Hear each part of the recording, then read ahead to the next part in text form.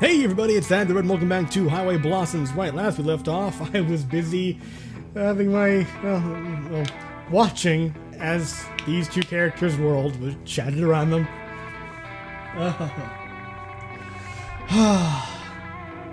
Wow. The crowd moves on. I don't bother raising my head, allowing myself to be dragged along wherever they're going. Oops.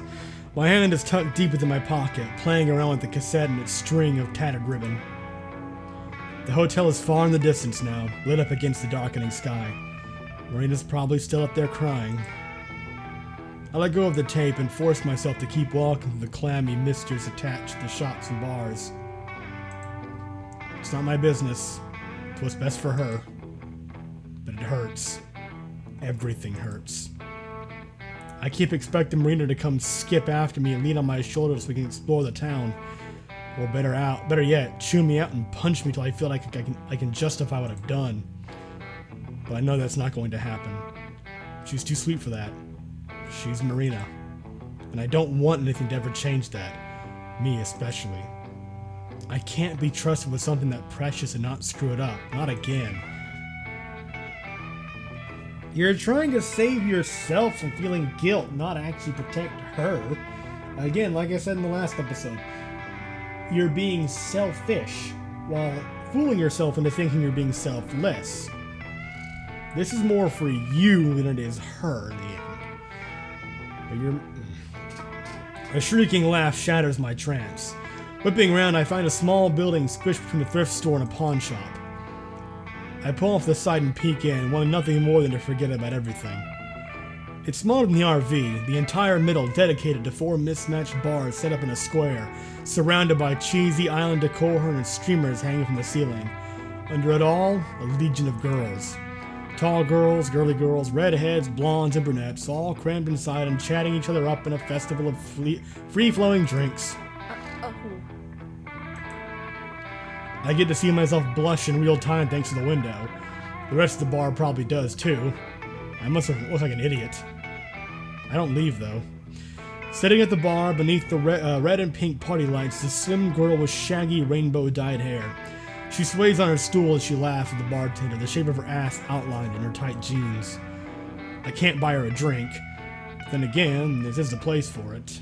Maybe Catching a glimpse of me, she turns to the window and gives me a big, bright smile. Images of Marina flash through my head. Images from last night at first, her holding me kissing her neck.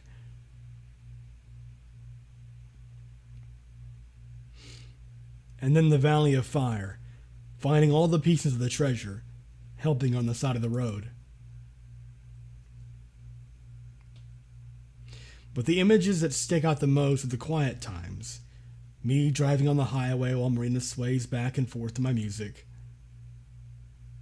I back away, then take off as fast as I can. Am I that disgusting? Was it all Marina was to me? I slap myself. When it barely stings, I do it again, smacking myself so hard that tears bead in my eyes. Blinking them back, I swallow and keep running. One by one, the shops vanish behind me. The sidewalk thins, then disappears. Eventually, it's too dark to even see the ground that I'm running under unfiltered starlight. When I finally stop, my shoes are heavy with sand. I wilt over and suck in huge, gasping breaths. Forcing myself to look over my shoulder, I realize I'm surrounded by sand dunes and rocky hill ranges. I've left the city far behind me. My footprints prove that. The saguaro cacti are scattered at random, like sorrowful people brooding under the moonlight, their prickly limbs reaching for the sky. I settle my breathing and listen to the sound of the desert.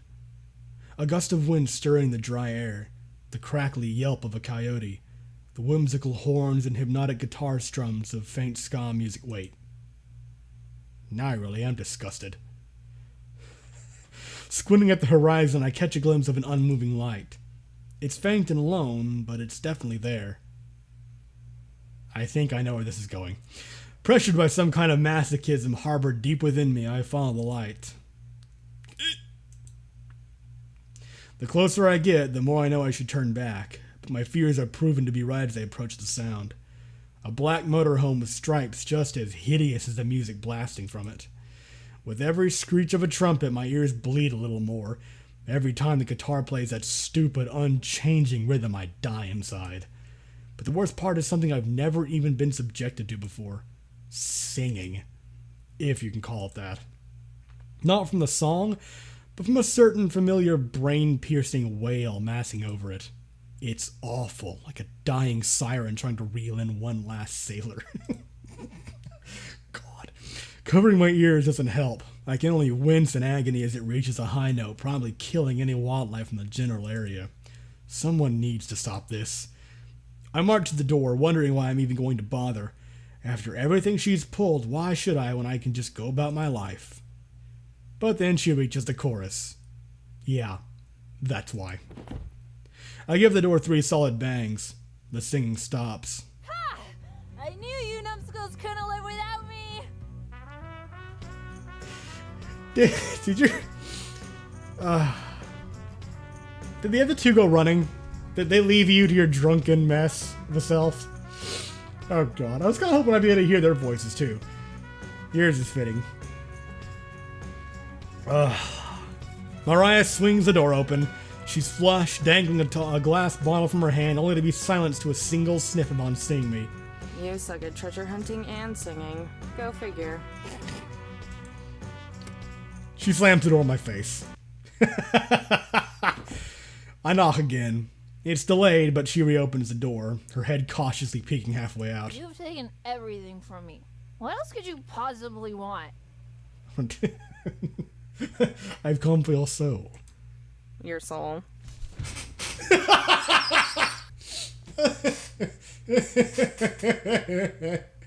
Oh, it's so good when it happens right. Oh, God. Oh. Give me the treasure and you got a deal. I'll throw in the slackers too. Damn, you are That's sloshed. Probably not gonna happen. She leans out the door, nearly stumbling over as she peers from side to side. Where's your better half? There we go. I look down. How do I even answer that?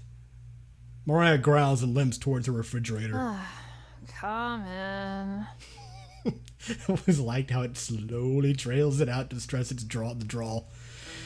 May as well. No one's waiting for me anymore, and yelling at Mariah is as good of a distraction as any. I climb in. My nose is instantly assaulted with the smell of rancid beer. Oh, wonderful. And whiskey. And vodka. There might even be traces of a skunk. I decide to breathe in my mouth. The couch and the cot are both empty. No lackeys to feed into Mariah's delusions in sight. Where are the other two? Head in the depths of the fridge, Mariah only snorts. Tess wanted to see some stupid Walk of Fame, so Joe took her. Palm Springs has a Walk of Fame? According to the squirt. She leans back out of the fridge. How old are you? 19. Why? Close enough. Drink. I had a feeling that was what she was going to say. Pro animations.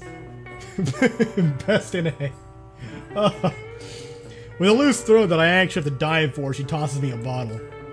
The print is in Spanish, carved into the thick glass just above the label. I try pronouncing it, but it comes out sounding depressingly American. You should be worshipping me. That's the good stuff. What, did she just toss you tequila? I'm ecstatic. Have some, you will be. Spoonful of whiskey helps the depression go down. I think she's too far gone to notice the flatness of my voice. Well, maybe she doesn't care. Even if she did, I doubt she'd care. Yeah, there you go. With something resembling happiness on her face, she cradles half a dozen or so bottles to the couch. You gonna drink all that? Haven't you had enough? She wants to die, dear. Just let her. Go die. You stole my equipment and my treasure. I'm not letting you steal my 40 ounces to freedom. Oh, God, I think I'm in love. Here's that picture, the one that keeps showing up in the Steam background. I shrug and flop down beside her, and Mariah drunkenly reaches for the remote, misses it twice, then switches off the music and hurls the remote across the room. Finally, thank you. I hate ska. Ah, she's gonna say something along the lines of, I wish I hadn't thrown it away then. Mariah snarls at me like a toothless piranha. It's reggae, you uncultured brat! Oh, this is gonna be beautiful. She slumps back down. This guy's okay too. Okay. Oh, I have missed how well written this game is. Uncultured? You were the one who wanted to blow up Shiprock. Uncultured slut. It was a suggestion. Ah, suggestion! Voice acting is on fucking spot. I don't have nearly enough TNT for that. Oh, is that only why? The fact you even have it is what bothers me. It's for fishing. Whatever, at least I know what I listen to is good. I like whatever you're into. Oh, I can assure you, what I listen to is better than ska. Is it metal? It had better be metal. Reggae! Or is classic rock? Jazz fusion, new age, world music, all better than your circus noise. No hate for reggae. I'm not personally into it, but I mean, all three of these are cool. I mean, I've heard stuff I liked from them. You actually like that hippie dippy crap? What books did you fall out of? The one that hit your mother when she was pregnant with you, apparently. Oh god. I love it so much. We both took our tongues. Without looking, she pops my cap with a bottle opener, then hers, giving a half-assed clink of our bottles to take a swig. Oh, she gave you beer. Okay. I didn't get a good look at the bottle when I threw it earlier. It's